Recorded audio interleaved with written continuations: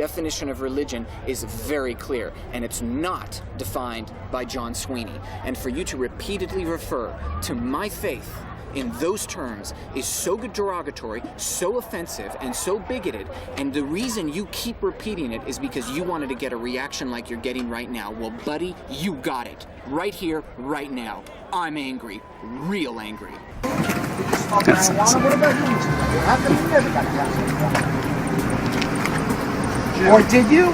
Or maybe you don't smoke marijuana. Or perhaps you do smoke marijuana. You didn't get counseling. I don't know. Do you have a card yet, or are you just still being a bozo the clown?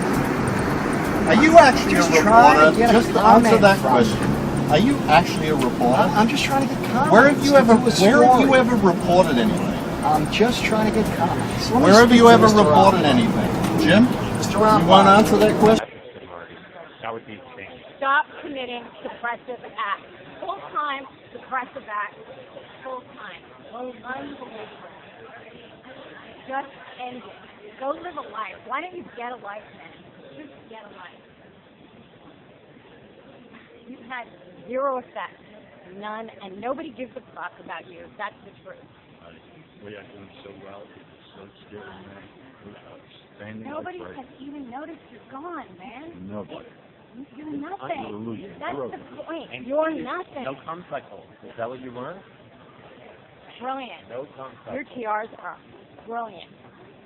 Why don't you just stop committing suppressive acts and live a real life? What's he doing in LA anyway? What are you doing in LA? Why are you here? Why don't you just end it and start living a decent life and do something to help mankind? Since you guys do nothing to help mankind, between you, Mike, it's pathetic. You guys are embarrassing and pathetic. Very offensive or aggressive towards you. So can you see why when your parishioners, when you stand here and say you are not welcome here? No, can I not just, you. Yeah, Him. Okay, but, not you. Okay, so, you guys are fine. I don't even know you. So let's just say we gave the message from Mark. We delivered it. We're done. And it But can you see how you have an extremely aggressive manner of meeting people? You don't see that? These guys, I mean, you are meeting 1, 2, 3, Yeah. 4, 5, 6, 7, 8. We were just getting in our car leaving, and all these guys ambushed us here on the highway. 6, 7. That's because we're working. So are we. Hey, Okay, guys, hold up here, people, please. For anyone who pays attention to the Church of Scientology on a fairly regular basis, it has become obvious over the past couple of years that its public image has taken repeated, well-deserved beatings. It's so bad that I believe it is now past the point of no return. There is no road out for Scientology to gain a favorable public image, and it's only going down from here. What's not so obvious is why this has happened. Many of us critics of the church can only stand with our mouths open in shock at some of the more insane displays of hate and fear that high-level Scientologists demonstrate when the cameras are rolling. I can only imagine the horror that church members themselves must feel when they see how their organization represents itself to the world at large. Because believe me, despite the church's internal demands on its members to not watch or read anything bad about Scientology, the widespread accessibility of mass media in this day and age makes it impossible to censor the truth. There are reasons the Church of Scientology acts so blatantly against its own best interests, and I'm going to break down some of those reasons for you. With exposés and full-blown documentaries about Scientology soon set to be released, I want to also lay out what we can expect to see from the Church in response to these, and why their responses are only going to make matters worse for them. I think that most people who have any awareness of Scientology know about the Office of Special Affairs, the Church's legal division. In fact, much of the Church's bad PR is due to the hard work of OSA's investigation and legal departments, including the non-Scientology lawyers and private investigators they hire to actually carry out much of their dirty work. When you see Scientology stalking and harassing its ex-members, for example, you are seeing these investigators and lawyers doing their daily work. What many may not realize is that OSA also has a public relations department, which is fully responsible for the Church's external public image and media representation. Public relations is an important subject for any group, company, or organization. Technically, it's the practice of managing the spread of information between that individual or group and the rest of the world, the public. Billions of dollars are spent every year on PR. Some do better than others, but it's safe to say that almost anything you see in any mass media outlet has been directly affected by professional PR work. By any yardstick you care to use, OSA has been doing an absolutely horrendous job for many years. It's degenerated so badly that there hasn't even been a public media representative or international spokesman for Scientology since Tommy Davis disappeared in 2011. It took 2 years just to find out that Mr. Davis left the employment of the church along with his wife and does his absolute best to stay out of the limelight now. No one is stepping up to take his place. When you look at the press releases, promotional materials, and commercials put out by Scientology, it seems difficult to understand just what public image they're trying to create or maintain. All they ever seem to talk about is fundraising for bigger buildings, giving money to their International Association of Scientologists membership fund, or making their members redo services over and over again because supposedly they weren't doing them right the last time. And of course, their members have to pay for the privilege of these redos each time. It seems as if this organization does nothing but raise money for itself. L. Ron Hubbard, the founder of Scientology, wrote a series of policies in the early 1970s called the Public Relations Series. These gave the operational directions for anyone in the church who was going to engage in public relations. It's interesting to look at a few of these and see how Hubbard set the stage early on for the cataclysmic failures they're now experiencing. Like every other subject he wrote about, Hubbard claimed that he was the only person to be able to figure out the real laws and workable procedures to execute successful public relations. Yet instead, what he actually offered was a contradictory set of rules that on the surface look like they might make sense, but when you try to use them, you end up in a total mess. As for conflicting information, one example is when Hubbard talks about the use of truth in PR in a policy letter from August 13, 1970, PR Series 2, The Missing Ingredient. The more lies you use in PR, the more likely it is that the PR will recoil. Thus the law. Never use lies in PR. Scientologists read this and they think that it's church policy to never tell lies, and therefore everything that OSA ever says must be true, right? Not so fast. Because just a little later in that same policy, Hubbard then says, handling truth is a touchy business also. You don't have to tell everything you know. Tell an acceptable truth. So PR becomes the technique of communicating an acceptable truth, and which will attain the desirable result. If there's no chance of obtaining the desirable result, and the truth would injure, then talk about something else.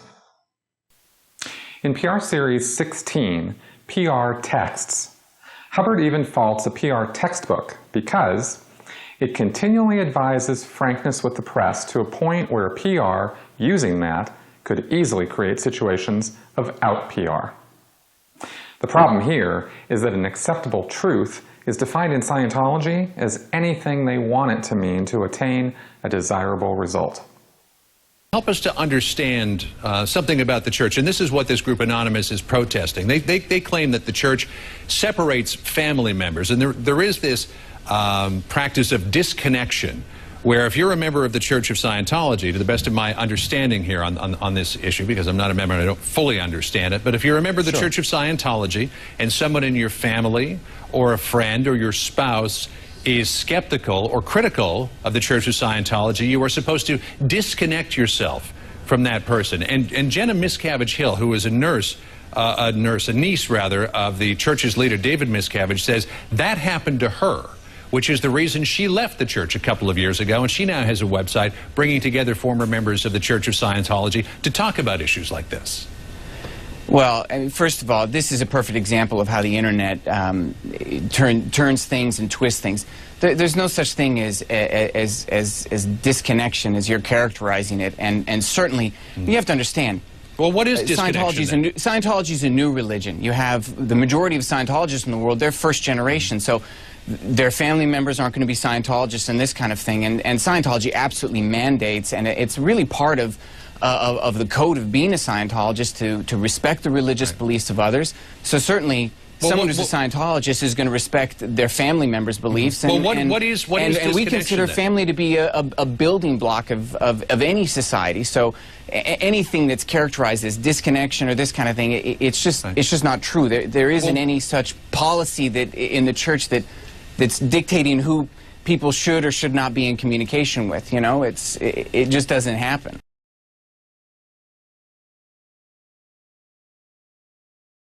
George Orwell was the pen name of author Eric Arthur Blair, famous for such works as Animal Farm in 1984. He was a brilliant essayist and a lifelong opponent of totalitarianism. Amongst many other things, Orwell wrote about the clever use of language in politics and media, and how language can be altered for PR purposes to fool the masses into agreeing with taking away their own rights and freedoms. To demonstrate what he was talking about, Orwell is the one who invented terms like Cold War, Big Brother, Thought Police, and Doublethink. If you have never read any of Orwell's essays or books, I cannot recommend them enough. Hubbard knew of Orwell's work. Taking a page out of Orwell's book, so to speak, Hubbard wrote a whole issue about the redefinition of words for propaganda purposes on October 5th, 1971 in the PR series. But instead of agreeing with what Orwell had to say about this dangerous practice in thought control, Hubbard actually encouraged its use in Scientology PR. In what has to be considered a truly Orwellian twist, Hubbard wrote, "Many instances of this exist. They are not natural changes in language. They are propaganda changes, carefully planned and campaigned in order to obtain a public opinion advantage for the group doing the propaganda. The technique is good or bad, depending on the ultimate objective of the propagandist. Psychiatry and psychiatrist are easily redefined to mean an antisocial enemy of the people. This takes the kill-crazy psychiatrist off the preferred list of professions. This is a good use of the technique, as for a century the psychiatrist has been setting an all-time record for inhumanity to man. The redefinition of words is done by associating different emotions and symbols with the word than were intended. A consistent, repeated effort is the key to any success with this technique of propaganda. One must know how to do it."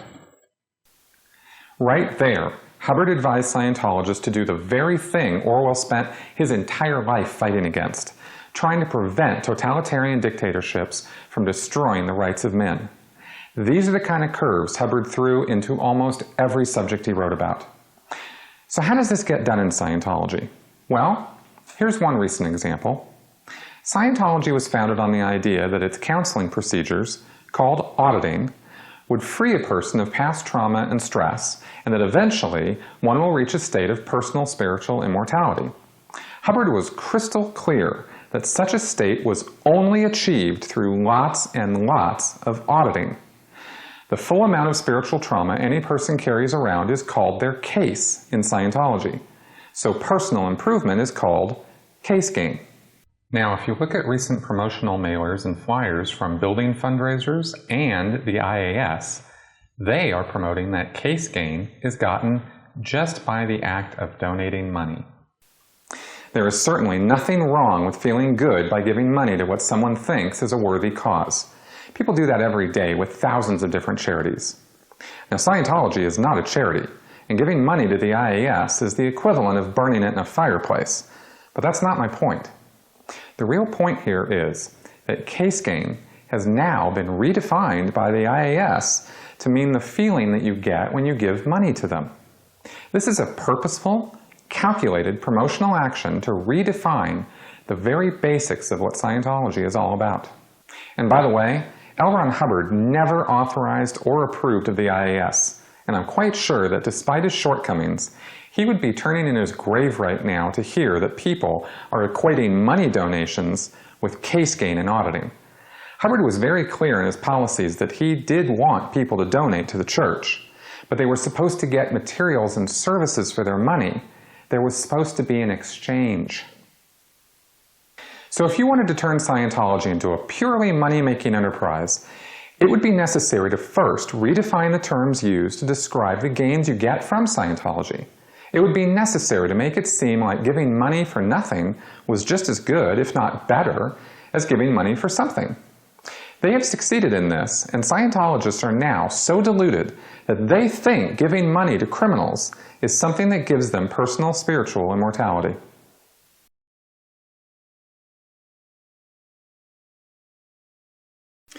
When the chips are down and things aren't going their way, many people can get desperate and start to do desperate things. When you cannot compete in the arena of ideas and tell the truth about what you're actually doing, all that's left is to attack and resort to violence. And so we come to where Scientology is at now and their responses to their critics. Since Anonymous started exposing the Church of Scientology's criminal activities on an international scale in 2008, using the power of the internet, Scientology has been reeling from blow after blow. The truth is a powerful weapon, and the internet is a platform which Scientology cannot control. Despite claiming to have recall of advanced galactic civilizations dating back trillions of years, somehow Hubbard never conceived of the internet, nor was he able to write any operating policies for the church to deal with mass media dissemination of anti-Scientology information. Up until he died, Hubbard's policies all concerned censorship and intimidating his enemies into silence through threats and force. That's not possible with the internet, so the truth remains out there about the church despite its best efforts to stop it. Realizing that they were not going to have much success using their old tactics, Scientology attempted a series of attacks using disinformation, trying to paint Anonymous as a terrorist organization. The church literally made up a story that Anonymous had threatened to blow up bombs on church property. This was later disproven and recoiled on the church badly. In addition, on February 4, 2008, a video was posted by Ruthie Heyerdahl on YouTube. She appears to be spontaneously speaking out as a non-Scientologist against Anonymous protests of the church that year. However, as with everything associated with Scientology, looks can be deceiving. Let's see what she had to say in this short 3-minute video. I just saw something that totally freaks me out. Wow. I was looking at the most subscribed channels, and I came across a channel called Church of Scientology. The video that particularly bothers me, it's called Call to Action. More or less, it's a person or a channel telling 5,706 people to go and protest the Church of Scientology on the 10th of February, which is in 6 days. I don't know what exactly they plan on protesting. Religious freedom? Constitutional rights? Come on, guys. Really? I just think it's really weird. Okay. A little bit of background information. I have a ton of friends that are Scientologists. And I think Scientologists are possibly some of the most involved people I have ever met. Like, they are some of the most ethical people. They are so friendly and so happy, and they have such a purpose in life. It's very rare for me to come across people who actually try to make a difference in their local communities and, you know, in their cities, in their government. You know, to be honest, I have a hard time finding people who actually vote. And Scientologists are some of the most intelligent and the most involved people that I have ever met. They are people who care. They are people who make a difference. I know so many Scientologists, and they're great people. And so the fact that their right to practice their religion is being protested is very, very strange. To protesters, all I can say is, I don't really understand what you expect to accomplish. Like, the U.S. government is going to be like, oh, right, Scientology? No, it's not actually a religion. We were just kidding. I don't think that's going to happen. And if you just want to ruffle their feathers, I can tell you right now, I have friends that work for the church, and if you devoted your life to making a difference and stomping out the evil in the world, a whole bunch of evil showing up in your face would just kind of make you feel like, you know what? That's why I'm here. So basically, by going there, you encourage them in what they do. Because they're there to get rid of the negative things in this world. And I stand for that. I mean, I'm not a Scientologist, but I'm not the type of person that's just going to sit by and let a religious group be bashed. What time do we live in where it's normal to bash someone's religion? Are you joking me? Wow. That is really interesting that you find it okay to contend with religious freedom. I feel like a lot of this is just kind of jumping on the bandwagon. Just kind of like, oh yeah, that Tom Cruise guy, he's so weird. His Scientologists are weird. Stupid Scientologists. Have you ever even talked to a Scientologist? Have you gone into a church and actually asked questions about what the Church of Scientology is? Because, honestly, on the 10th of February, you should go down to the church. And you know what you should do? You should cross your own picket line, and you should go in and you should ask questions. People fear what they don't understand. And I think you're afraid. Because they make such an important difference in the world, and because they do so much good, they are attacked by people that are fake. And if you just want to listen to everything that they say, be my guest. But I would like to think that there are people out there that can actually think for themselves. If you want to know about something, go to the source. So you don't like Tom Cruise? Big deal! What does that have to do with the church? Since when did Tom Cruise become the Jesus of Scientology? Now, it turns out that Ruthie was, in fact, a Scientologist actress, or at least someone who had done Scientology services as far back as 2002. How far she got, or whether she is still doing services, is not clear. She removed her entire YouTube channel and almost all online traces of herself after the massively negative responses she received to her pro-Scientology stance back in 2008. The negative feedback was well-deserved, but why am I bringing it up now, nearly 6 years after the fact? Because this video was, in fact, a carefully scripted and orchestrated work by the Office of Special Affairs to counter not only that one anonymous protest, but every attack brought against the church since. This video represents the best OSA has to offer in terms of a seemingly reasoned response against people critical of the church. The lines used in this video are still in use by the church today, and are the ones they are going to continue to use to try to shut down critics. That being the case, let's deconstruct the key statements she makes and analyze what we find. She starts by purposefully setting the tone for what's coming, using these phrases to describe the call to action video from Anonymous. Using words this way is a technique called guilt by association. The listener is supposed to get the idea that Anonymous is now creepy and weird. Later in the video, she also describes Scientology protesters as strange, fake, and even uses the word evil. Now this part is crucial. In fact, most of the video hangs on this statement. This is called a straw man argument, and all that means is that she is inventing completely different reasons for why Anonymous is protesting Scientology, and she will then use these invented reasons to ridicule Anonymous throughout the rest of her rant.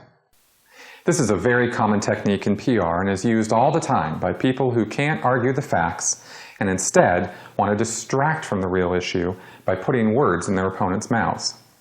She is specifically avoiding the real issue, which is that Scientology brutalizes its members, especially those in the Sea Org, and engages in outright criminal activity on an almost daily basis. Those are the issues that OSA PRs cannot and will not address directly. Instead, they throw out misdirectors every single time. This also conforms with the Hubbard PR policy I mentioned earlier of avoiding the truth by simply not talking about it. Right after this misdirection, Ruthie reveals her actual loyalties by showering unwarranted praise on the ton of Scientology friends she has. She describes all of them as involved, ethical, friendly, so happy, and says they have such a purpose in life. They try to make a difference. She implies they vote without saying that they do, and then says they are the most involved people she's ever met, that they care and are great. She even reiterates that they make a difference. I have no doubt that all of these qualities came from surveys of the general public to find out what would be desirable qualities in friends or relations. These words have nothing to do with how Scientologists actually act, as proven over and over again by the horror stories that literally thousands of ex-Scientologists have told over the past 3 decades. And just stop and think about this for a second. When was the last time you saw a Scientologist making a difference in any community anywhere? Beyond maybe a few random acts of kindness from individual Scientologists, have you ever seen the Church of Scientology do much of anything for anyone else that didn't serve its own interests? Even non-critical journalists and students who have gone into Churches of Scientology have come out writing articles about how the staff were uncaring, robotic, pushy, and only wanted to sell them something. Keep in mind that Scientology is not supposed to be a business. It calls itself a religion. When was the last time you went into a Catholic church, a Jewish synagogue, or even a Mormon temple and had someone try to sell you something? She now addresses the protesters directly in an attempt to discourage them by setting up another straw man. She purposefully exaggerates and alters the goal of the protests to be taking away the church's religious recognition when that's not the issue at hand. This is interesting because she's positioning herself as a non-Scientologist, something we've seen done by Scientologists many times on websites or blogs or news articles to try to make it look like the general public is in agreement with the church when the exact opposite is the truth. This is more than a PR action and actually goes over into a kind of covert operation, something which Hubbard said was sloppy and desperate in his PR policies. As for the religion bashing, this is just another misdirector because no one was protesting their religiosity. She then plays the think for yourself card by challenging anyone to actually go into a Scientology organization and ask questions. She even goes so far as to accuse the viewer of being afraid to find out directly from Scientology what they are all about. There's absolutely nothing wrong with thinking for yourself. In fact, I highly encourage it in every aspect of your life. I've already talked at length in my other videos about how Scientology refuses to let its own members think for themselves, so I won't belabor their hypocrisy again here. If you have never been in a Church of Scientology and you want to go into one, go for it. But realize that going in and talking to one person at the lowest levels of that organization is not going to provide you with any real information about its true operations, because you're talking to people who themselves don't know. The corruption in Scientology is at its highest levels, not its lowest. But beyond all that, let's talk about the underlying assumption behind this think for yourself challenge. Scientologists assume that if you don't like Scientology, it's simply because you don't understand it or know anything about it. Because they think it's the greatest thing since sliced bread, they're absolutely certain that you would too if you only give it a chance. This is an unwarranted assumption, but it is a fundamental thread which runs through all of their promotion and marketing materials and every Scientologist's view towards the rest of the world. They believe this because L. Ron Hubbard tells them to in his books and lectures. Like any other cult, they're absolutely sure they have all the answers to every single issue that plagues anyone. The fact that they are failing miserably in their own conquest of the world, and that Scientologists die of cancer and other diseases, file for bankruptcy, and that they continue to have the same life problems as the rest of us, does not seem to shake their faith in the slightest. No amount of talking to Scientologists or reading L. Ron Hubbard's works is going to change the fact that Scientology just isn't universally workable, nor does it have universal appeal. Wherever could anyone have gotten this idea? Maybe from David Miscavige, the leader of Scientology? It's a story that affects every Scientologist, for all of us are the beneficiaries of what he presents. And that is why it is my honor to present our first Freedom Medal of Valor to the most dedicated Scientologist I know.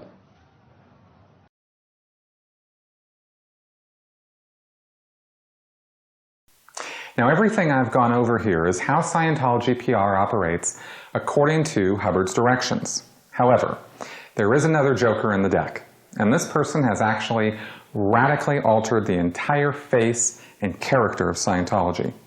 That person, of course, is David Miscavige. None of Scientology's PR activities make any sense if you look at them against the gauge of what an organization should be doing to gain public acceptance and growth. Unlike Hubbard, Miscavige does not care at all about Scientology expanding or growing or conquering the world. He really doesn't. You can listen to the words someone says, even if they continue to mouth them year after year, and think that's what that person is doing. But any executive or leader is going to reveal his true intentions through the actions his organization takes under his leadership, and what it actually produces versus what it says it's producing. For example, if someone leading a religious crusade in this day and age was serious about it, they would be promoting that crusade on every conceivable media channel repeatedly and continually, using as many of their resources and as much of their money as they could possibly round up. Yet where are these campaigns? Where is Scientology in the mass media? The last time there was any international media campaign of any note was in the 1980s. Jeff Hawkins was the mastermind behind that campaign, and he was ousted by David Miscavige personally for treasonous conduct. What was Jeff doing that was so treasonous? Trying to promote Scientology. David Miscavige does not care one bit about the dissemination of Scientology. He only cares about himself. And when you look at Scientology's more recent media activities in that light, everything starts to make sense. Last year, Scientology purchased the old KCET television studios a couple miles away from their Los Angeles headquarters. Miscavige has been promising that they're going to renovate these studios at great expense and open up a 24/7 broadcasting station emitting L. Ron Hubbard's works on all media channels. This is not going to happen. Why do I say this? Because the facilities to do that work already exist. They're called Golden Era Productions, and not one Scientologist could argue with me about this because they've seen the pictures and videos of that multi-million-dollar audio and video production facility. If Miscavige wanted Hubbard on the airwaves 24/7, he could have had that happening 20 years ago. This broadcasting station is just the latest gimmick, a pack of lies designed to keep Scientologists pumped up and giving more and more of their money. I am no fan of L. Ron Hubbard, but after studying the man's works for decades, I have a pretty good sense of what he was about. Church expansion was important to him. He wanted Scientology to succeed. He cared about dissemination and marketing, so much so that he worked hands-on to make films and promotion himself to ensure it was done the way he wanted it done. It might not have been very good promotional material, but under Hubbard's watch, Scientology grew. That is undeniable historical fact. Since Miscavige has taken over in the 1980s, it has been one disaster after another, and Scientology is now the world's fastest shrinking religion. The church has always refused to give any hard numbers when it comes to their membership, but all evidence points to the fact that there are less than 30,000 members worldwide, including their own staff. The clips I showed at the beginning of this video are ambush tactics carried out in pure desperation by Scientologists and private investigators for only one reason: to get back at ex-Scientologist critics for daring to defy David Miscavige and speak out about the abuses at the church's highest levels. You are looking at a vicious and personal attack campaign carried out in front of the whole world by a bully. Because make no mistake, when you have high-level Sea Organization members like Jenny Linson, Mark Yeager, and David Bloomberg hounding and harassing ex-members and critics, the only way that can happen is by David Miscavige personally authorizing or ordering it. He can't or won't deign to show himself personally, so he sends these people out to harass and antagonize critics. Also, Miscavige can get the satisfaction of publicly striking back at people exposing what he is doing. It's crazy, but that's what the Church of Scientology has devolved into.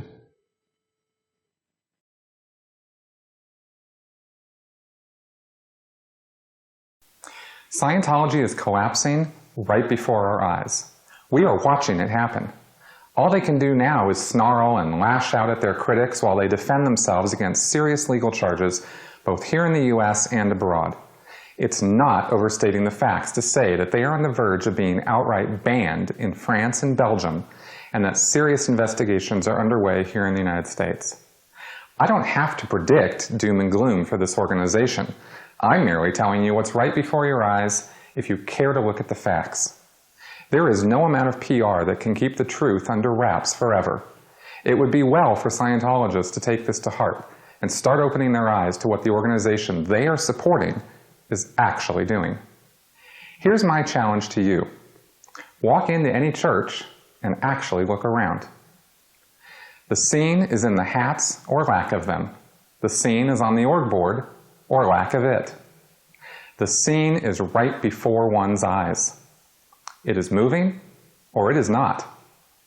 Its graphs are rising or they are level or falling or they are false or don't reflect the product or they aren't kept or they aren't posted.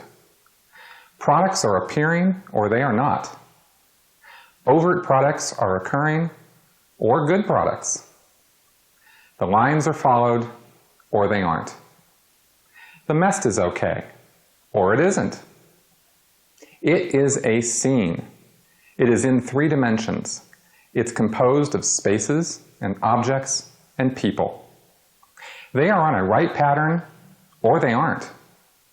A person is on post or he is moving onto one or moving off or isn't there at all or he is dashing in and out. None of these things are verbal. That's what L. Ron Hubbard said to do. Do this, and if you have your eyes open, I think you'll see the truth of what I've been talking about here. Or are you afraid to try? Thank you for watching.